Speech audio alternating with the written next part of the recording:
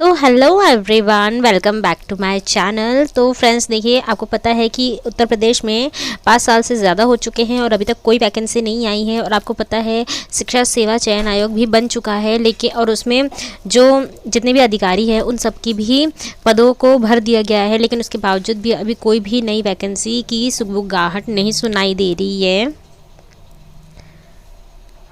इस पर बहुत सारे जो बीएड और डीएलएड वाले जो अभ्यर्थी हैं उन्होंने फिर जो शिक्षा मंत्री है उनसे फिर से बातें की है कि कब वैकेंसी आ रही है, क्योंकि सुनने में आ रहा है कि गांव को छोड़कर जो शहर में स्कूल है वहाँ पर एक मतलब बहुत सारे स्कूल हैं जिसमें सिर्फ एक टीचर इतने सारे बच्चों को संभाल रहा है। तो देखिए, इसी से रिलेटेड आज की अपडेट है, तो मैं आपको यहाँ पर यही बताने वाली हूँ, जिसमें सुप्रीम कोर्ट ने भी अपना फैसला दिया है। तो देखिए, प्राइमरी शिक्षकों के रिक्त पदों के आंकड़े दे केंद्र। तो बीएड को प्राइमरी शिक्षक के पद के अयोग्य मानने में संशोधन के लिए सोमवार को सुनवाई हुई और कोर्ट के समक्ष मुख्य मुद्दा 2023 के फैसले को पूर्ण प्रभाव से लागू माने या बाद से। मतलब कि जब आप लोगों को पता है कि 11 अगस्त को जो फैसला आया था कि सुप्रीम कोर्ट ने कहा था कि पीआरटी में सिर्फ और सिर्फ डीएलएड वाले वैलिड होंगे और बीएड वालों को अब अपर जितनी भी वैकेंसी आने वाली है उनका ही एग्ज़ाम देना होगा। बीएड वाले अब प्राइमरी में एलिजिबल नहीं हैं। तो अब ये बीएड वाले जितने भी हैं उनका ये मानना है कि जो ये प्रभाव है जो कि पहले लागू किया जा रहा है या फिर उसके बाद, मतलब फैसले के बाद में। तो देखिए,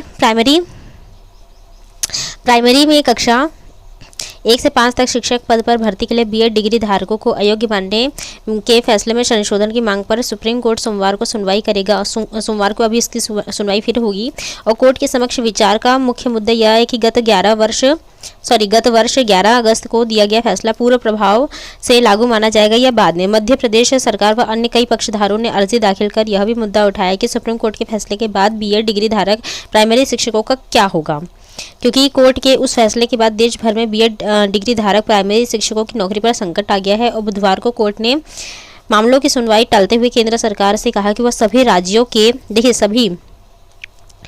के प्राथमिक शिक्षकों के कुल खाली पदों और ब्रिज कोर्स के आंकड़े कोर्ट में पेश करे। और इस बीच उत्तर प्रदेश प्राथमिक शिक्षा मित्र एसोसिएशन ने अर्जी दाखिल कर शिक्षा मित्रों को भी नियमित किए जाने की मांग की है। तो जो शिक्षा मित्र हैं जितने भी हैं, इन्होंने भी एक अर्जी दाखिल की है कि इन्हें, देखिए, ये पढ़ा रहे हैं, मतलब इन्हें मेन शिक्षकों के पद पर ही रखा गया है, लेकिन इनकी जो सैलरी है वो बहुत ही कम है और ये अपना पूरा दिन देते हैं, लेकिन इसके बावजूद भी इनका कोई इंक्रीमेंट नहीं है और ना ही इन्हें सिर्फ शिक्षा मित्र पुकारा जा रहा है, इन्हें मेन टीचर का पद नहीं दिया जा रहा है। इसलिए इन्होंने भी कहा है कि हमें नियमित किए जाने की मांग रखी है कोर्ट के सामने। साथ में सुप्रीम कोर्ट ने 11 अगस्त 23 को देवेश शर्मा मामले में दिए गए फैसले में कहा कि प्राथमिक शिक्षकों पर भर्ती के लिए बीएड डिग्री धारक योग्य नहीं है, बीटीसी और डीएलएड ही इसके योग्य होंगे। कोर्ट ने ऐसी व्यवस्था देने वाले राजस्थान हाई कोर्ट के फैसले को सही ठहराया और सुप्रीम कोर्ट के इस फैसले का देशव्यापी असर हुआ और बीएड डिग्री धारक प्राथमिक शिक्षकों की नौकरी पर संकट आ गया है। मध्य प्रदेश सरकार और बहुत से प्रभावित लोगों ने सुप्रीम कोर्ट में अर्जी दाखिल कर आदेश में संशोधन करने की गुहार लगाई है।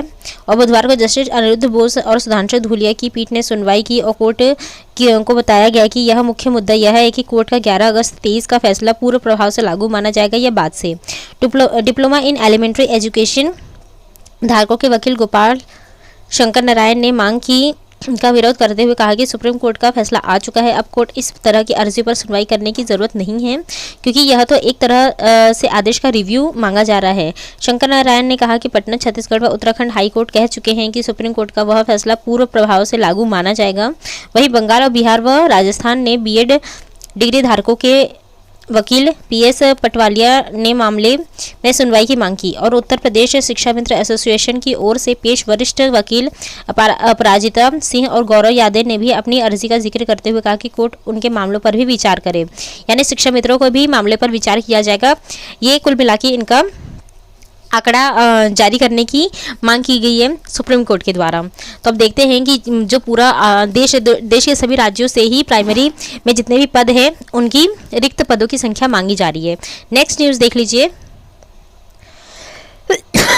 है कि लखनऊ के, देखिए, लखनऊ के और 90 प्राथमिक विद्यालय सिर्फ एक शिक्षक के भरोसे चल रहे हैं। एक शिक्षक वाले स्कूल की संख्या 57 है, लगभग 57 है, जिसमें एक शिक्षक है। और 48 शिक्षक सेवानिवृत्त हुए मार्च में, 2 निजी कारणों से हुए रिटायर। देखिए 2 निजी अपने कारणों से रिटायर हो चुके हैं। और ग्रामीण के मुकाबले शहर के स्कूलों में शिक्षकों की कमी है। सभी स्कूलों में शिक्षक है ताकि बच्चों की पढ़ाई प्रभावित न हो। शासन के आदेश पर समायोजन होगा। एकल शिक्षक वाले स्कूलों में कमी दूर होगी।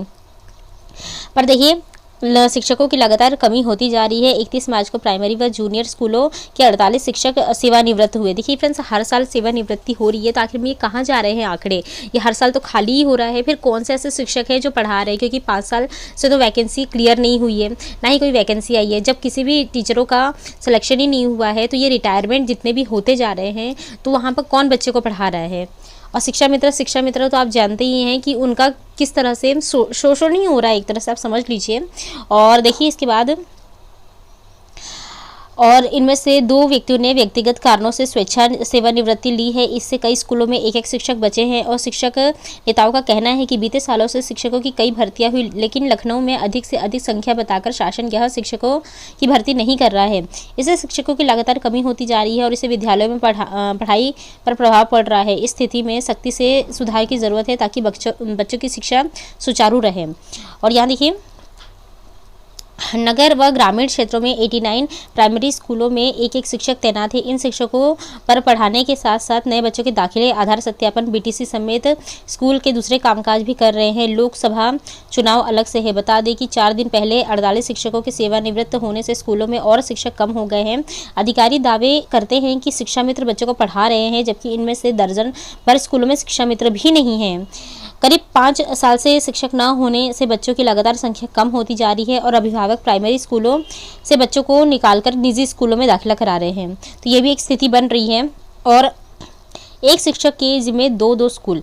यहाँ तक कि देखिए लखनऊ के 1618 प्राइमरी स्कूलों में करीब 5000 शिक्षक तैनात हैं और नगर क्षेत्र में 57 स्कूलों में शिक्षक नहीं हैं। 57 स्कूलों में शिक्षक ही नहीं है, जो कि मैं आपका यहाँ पर ये ब्यौरा दे चुकी हूँ। तो यहाँ दूसरे स्कूलों के एक शिक्षक लगाए गए हैं और इनमें कई शिक्षकों के पास तो 2-2 स्कूलों का कार्यभार है, यानी एक ही नहीं 2-2, एक ही शिक्षक 2-2 स्कूलों को भी संभाल रहा है।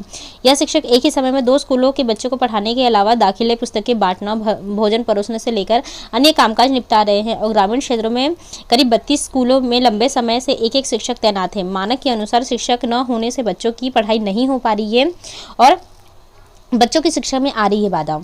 शिक्षकों का कहना है कि उनका अधिकांश समय बच्चों के दाखिले, मिड डे मील और विभागीय कामकाज में पूरा समय खत्म हो जाता है। एक शिक्षक पर स्कूल के कामकाज के साथ बच्चों को पढ़ाना मुश्किल हो रहा है।